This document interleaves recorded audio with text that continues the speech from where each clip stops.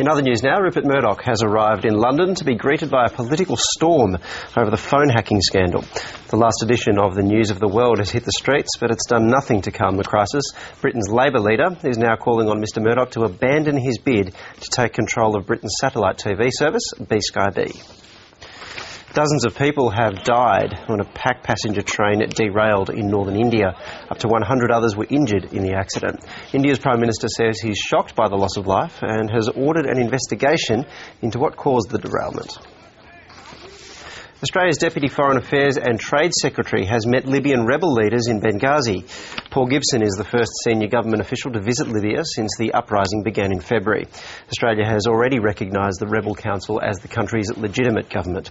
Mr Gibson has also vowed to continue providing humanitarian aid to Libya. 2 workers have been rescued from a collapsed coal mine in southern China.